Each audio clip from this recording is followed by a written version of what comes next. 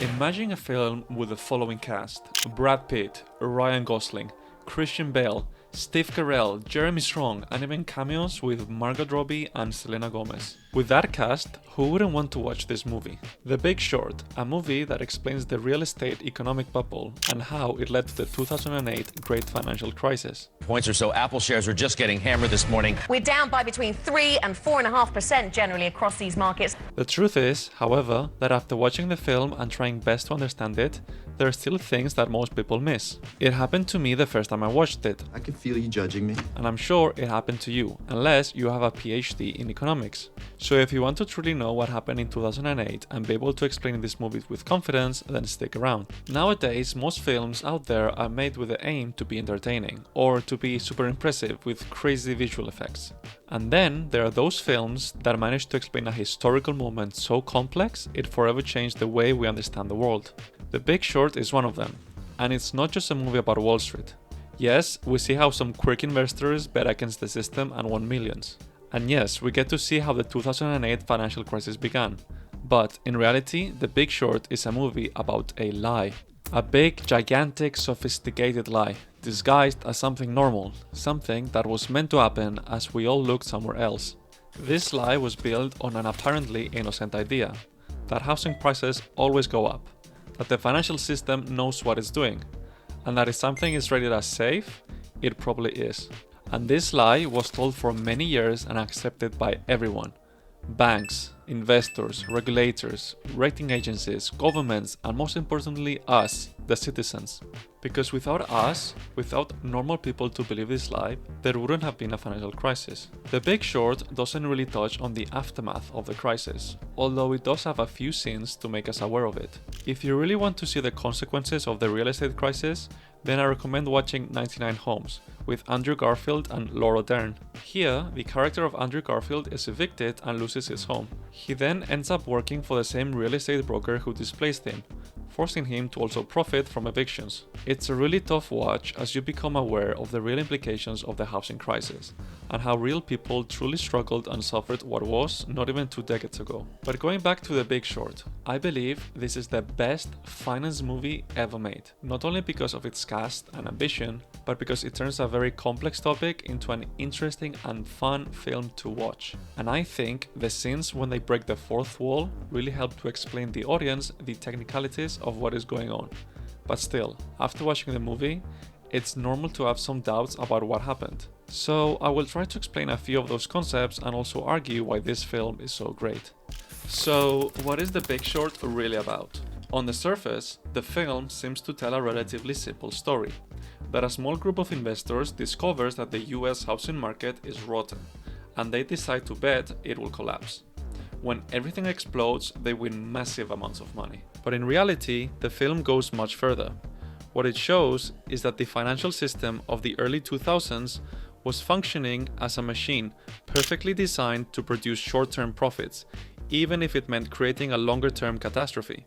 No one wanted to stop it, because as long as housing prices went up, everyone was making money. The retail banks were granting more mortgages, so they were making more money. The investment banks packaging and reselling these mortgages were making more money. The rating agencies charging to rate these mortgages had more products to rate, so they were making more money. The investors buying those products, believing they were safe, were making money. And at the street level, we had the home sellers, brokers, builders, speculators, and even families who saw the value of their homes rising non-stop. All of them were making money and feeling richer. Everyone was making money, so it seemed like an endless party.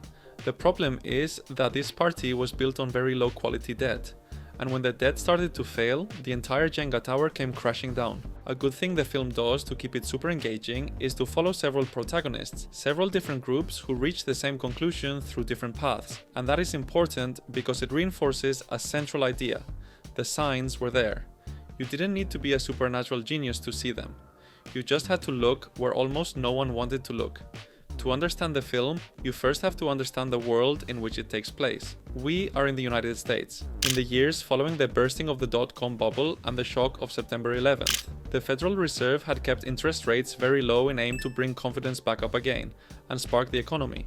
This led to money being very cheap to borrow, so it was easier for more people to go to the bank and ask for loans. That fueled credit. And when credit expands aggressively, asset prices usually increase well above their fair values, which causes bubbles to appear. In this case, it was a real estate bubble. For years, millions of people bought homes because it seemed like the perfect investment. A house wasn't just for living in. It also seemed like a guaranteed way to get richer. If you buy today and the price goes up tomorrow, you win. If you buy several, even better. And if the bank also lends you money easily, the temptation is enormous. The problem is that this logic pushed the system toward an absurd extreme. More and more mortgages had to be granted to maintain growth. And when there weren't enough solvent borrowers left, the banks did something very dangerous. They started lending to people who clearly could not pay. This is where the famous subprime mortgages come in. A prime mortgage was, to put it simply, a mortgage granted to someone with stable income, a reasonable credit history, and a real capacity to repay the loan. A subprime mortgage was something else. Borrowers with much riskier profiles, weak income, little documentation, doubtful history, or very aggressive loan terms. In theory, that risk should have alarmed the banks. In practice, they didn't care much. Why? Because they were holding less onto that risk. They packaged it, transformed it, and sold it to someone else. And that is where the true heart of the Big Short begins. In the past, a bank would grant a mortgage and then keep it for years. That meant they were very interested in the client being able to pay. If the client went bust, the bank directly suffered the losses. But the banking system changed. Banks started granting mortgages, not to keep them, but to sell them. That is, the goal was no longer to collect payments for 30 years, but to originate the loan, package it, make it seem like it's something better than it actually is, and pass it on to someone else. This completely altered the incentives for the banks, because if you know you're going to resell the risk, you care less about the quality of the loan. And if you also charge commissions based on volume, you're interested in creating as many loans as possible. And this is where the concept of MBS was born. The idea of a mortgage-backed security, or MBS, seemed elegant, at least on paper. Instead of having a single isolated mortgage, you take hundreds or thousands of individual mortgages, put them in a big package, and then sell shares of that package. In theory, by diversifying many mortgages together, the risk is reduced. Up to this point, it might still sound reasonable. But the problem was that they started putting massive amounts of the subprime mortgages inside those packages. And since the market kept rising for a while, it seemed like it didn't matter. The film insists on this because it is fundamental. The financial system temporarily confused rising in price with being safe. And they are not the same thing, but hey, at least we got Margot Robbie to explain it to us. If MBS were already complex, CDOs, or collateralized debt obligations, were even more convoluted. This is where most people watching the film get lost, so I will try to explain it simply. Imagine you've already created many mortgage packages. Some are better, some are worse. Logic would suggest that the worst ones would end up being worth little and would be hard to sell. But Wall Street found a very creative and very dangerous solution. They took the bad parts of many packages, mixed them together, reorganized them into different tranches, and sold the whole thing as if a significant part of it were safe. In other words, they didn't just packaged debt. They packaged bad debt inside even more complex structures so that the real risk remained hidden. It's like taking low quality food scraps, grinding them up, putting a fancy label on them, and selling them as high class cuisine. And that, in essence, is what many CDOs were. The problem wasn't just their complexity. The problem was that they received very high ratings. And here enter the rating agencies, which in the film are portrayed as one of the great pieces of the disaster. Their job was to analyze those products and determine their risk level. If they gave a very high grade like AAA, often called AAA,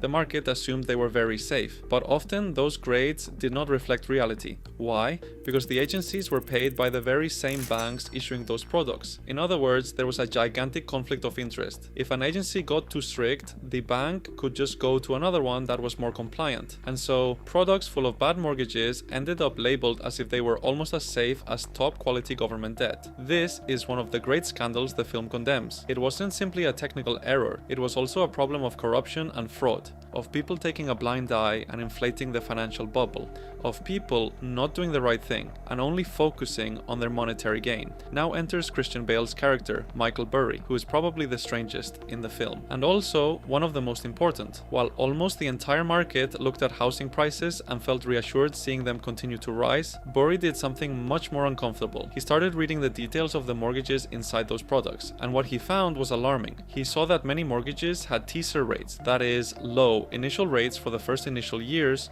but would later spike to much higher rates. He saw that many borrowers had weak profiles. He saw that when those rates would reset and turn higher, a significant portion of people would stop paying, and he understood something decisive. If defaults rose, the value of all those mortgage-backed products would plummet. Burry wasn't just saying housing might go down, he was saying something much more aggressive, that the market has mispriced the risk. The system doesn't understand what it has on its hands, and when that becomes evident, there will be a financial bloodbath. So he decides to do something radical, bet against that market, and here another fundamental term appears. The term CDS, credit default swap, is repeated constantly. It sounds complicated, but the basic logic is easy to understand. A CDS works similarly to insurance against default. You pay a periodic premium, and if the insured asset fails or deteriorates severely, you receive compensation. Michael Burry goes to the big banks and asks for exactly that. He wants to buy insurance against the default of certain mortgage bonds. The banks happily accept. Why? Because they think it's easy money. They believe the real estate market is solid, that those bonds will hardly ever fall, and that Burry is throwing his money away. From the film's perspective, this is one of the greatest lessons. Burry buys protection against a disaster that the rest of the market considers almost impossible. But because he is right too early, he suffers immensely. And this is also very important. There is a famous quote that investors use, and it says that markets can remain irrational longer than you can remain solvent, which means that even if you're right about something, uncovering the truth too early feels a lot like being wrong. In this case, while the system continues to inflate the bubble, Burry has to keep paying premiums. His investors get angry, his positions temporarily lose value, the banks demand additional collateral. Everyone thinks he's gone crazy, until he stops looking crazy. When defaults increase, when people stop paying their mortgages, and the market starts to recognize that those assets weren't so safe. The CDS he had bought skyrocket in value, and that's where he makes enormous amounts of money. That is the basic mechanism of The Big Short. Paying for a while for protection that seemed unnecessary and collecting massively when the system collapses. Because when you make a trade in the financial markets, you can either go long the asset, which means to buy it, or you can go short, which means to sell it. So the big short means the big selling. In this case, it's real estate, which means that you would make money if house prices start to decrease in price. But before I go to explaining the key players in all this, let me go back to CDOs, as they also get a bit more complicated with something called synthetic CDOs. Synthetic CDOs were an even more abstract and risky evolution of traditional CDOs. Instead of being backed by actual mortgages, they were built using the credit default swaps, CDS. This meant you didn't need real loans to create them. You could construct layers of exposure purely from financial contracts. As a result, the same underlying mortgage risk could be replicated multiple times, massively amplifying the potential losses in the system. In The Big Short, synthetic CDOs are key to understanding why the crisis became so severe. They turned the housing downturn into a much larger financial collapse by multiplying risk far beyond the actual number of mortgages. In the movie, we got a nice cameo by Selena Gomez and Dr. Richard Thaler, who has a Nobel in economics, to explain the effects of synthetic CDOs. So, essentially, a financial crisis would have already happened due to what was happening with the MBS and CDOs. But if you add synthetic CDOs into the picture, everything got magnified way worse, and that's the main thing to take from this. And from all that madness, there were a few investors who could see through all the lies, and ended up making a fortune from it. We have already introduced Michael Burry, and if he represents analytical obsession, Steve Carell's character Mark Baum represents the moral dimension of the story. In reality, Mark Baum is a fictional name, but the real person he is based on is called Steve Eisman. So Baum, or Eisman, doesn't just want to make money. He wants to understand who is lying, and when he understands, he becomes enraged. His plotline works almost like the conscience of the film. Through him, we see to what extent the system was rotten. When he travels and talks to bankers and mortgage brokers, he discovers the situation is even worse than it seemed. Through him and his team, we learned several things. Mortgages were granted to people without reliable income. Data was falsified. Absurd loans were placed. And the bubble was consciously fueled. And the most disturbing thing is that many participants didn't even seem particularly evil in the classic sense. Some were simply opportunists. Others were cynical. Others were caught in a culture where the only thing that mattered was closing deals and generating commissions. That is the terrifying part of The Big Short. The disaster wasn't born from a single villain. It was born from an entire ecosystem, where almost everyone was pushed in the wrong direction. Mark Baum understands that if he wins his bet, it means millions of people are going to lose their homes, their jobs, or their savings. And that contradiction runs through his entire story. Because yes, the protagonist made money, but the social price of being right was monstrous, and the consequences are even more real when we find out that his brother, who also worked in finance, took his own life. So he knows that him being right would mean that many people would lose their jobs, homes, and in the worst of cases, even decide to end it all. It would also be worth mentioning that both Michael Burry and Mark Baum manage their own hedge funds. And what you need to know about these hedge funds is that they are basically the big investors. They get money from clients that are willing to risk huge amounts of capital in order to get even bigger returns. And if you lose money, your clients will withdraw their capital. This is seen in this scene with Michael Burry. Give me my money back. But the main thing to note is that these hedge funds only want to make money. They can make money when assets go up in price, and they can make money when there is a crisis, and they bet against assets. And whereas Michael Burry's character represents more the traditional hedge fund manager who only cares about being right and making money, Mark Baum is a more complete character. He cares more about the morality of all this, and that's something that I really respect and liked seeing here. Related to Mark Baum, there's another interesting character, Jared Vanett, who is played by Ryan Gosling. Jared Vanett serves a very specific function.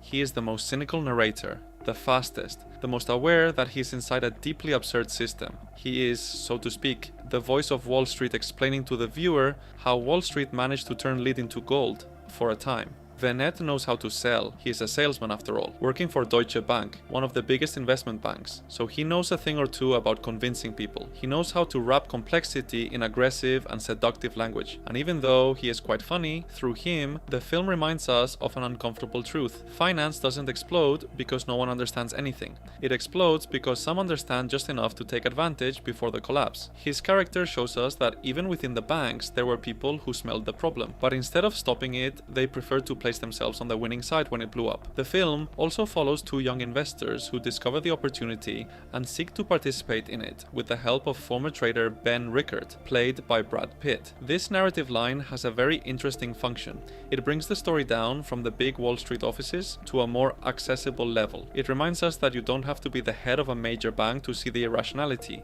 but you do need access to certain tools of the system to operate seriously. Ben Rickert also introduces one of the film's hardest messages.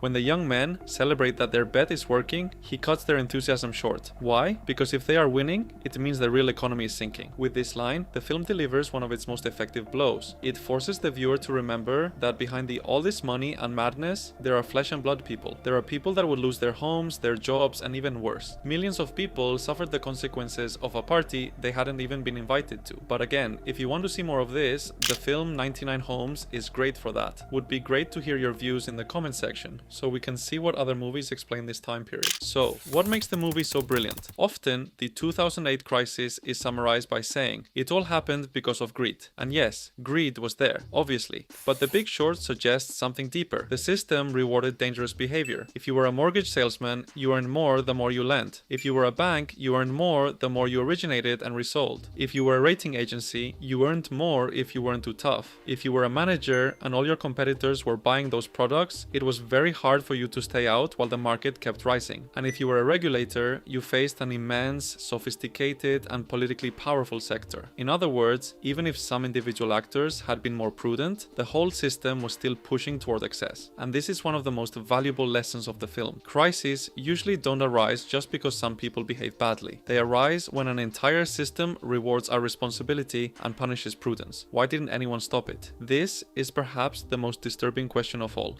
If there were so many signs, why did no one stop it? I tried to gather 4 reasons that are suggested by film. 1. Complexity. Many products were so convoluted that very few people understood the accumulated risk. When the system became opaque, it was easier to hide the trash inside. Here, I tried to explain these products in an easy way, but 20 years ago, these products were top innovation, so almost no one even heard of them. 2. Self-interested blindness. Many people didn't want to know. While profits and economic growth kept coming in, no one wanted to consider this a problem. Looking too closely could be uncomfortable. 3. Ideological faith. There was a prevailing idea that markets are self-regulating. For years, the notion was that the financial sector was sophisticated, efficient, and capable of managing its own risks. You can even link this to the idea of the invisible hand by Adam Smith, but reality proved otherwise. 4. Conformism and reputational fear. Basically, when financial bubbles are being formed, going against the crowd is expensive. We saw this with Michael Burry's case, which shows that if you warn of disaster too early and the market market keeps rising for another year or two, you are ridiculed and can lose a lot of money. Following the crowd while everyone wins seems safer, at least in the short term. This is called herd behavior. And these 4 points are what makes the film so powerful, because it doesn't present the collapse as a random event. It presents the collapse as a long foretold accident that almost no one wanted to take seriously. Another point that the film makes quite clear is that the problem didn't stay with a few unpaid mortgages. It wasn't simply lots of people stopped paying for their houses. It was that those mortgages were embedded in the heart of the global financial system. Everyone was connected in one way or another to those assets. So when the real value of those products began to sink, confidence vanished. As a result, banks would give out less loans. People would spend less money in consumption. Businesses would lose profits, and eventually, the real economy enters a recession. That was the great transmission mechanism of the 2008 crisis, from housing to the financial system, and from the financial system to the entire economy. On a cinematic level, The Big Short does something incredibly difficult. It turns difficult financial concepts into something entertaining. It also breaks the fourth wall, and it uses humor quite a lot. It even uses celebrities to explain what's going on. All of that helps in engaging the viewer with the film, and have fun while watching it. And yet, even with all that, the movie doesn't take away the seriousness of the situation. And finding that balance between a fun entertainment and a serious drama is something very difficult to achieve, but something The Big Short manages to do. Which why I rank it so high up as a film. The film also does a great job by not presenting its protagonists as pure heroes. Yes, they are smart. Yes, they are very lucid, but they are still people getting rich by betting against a system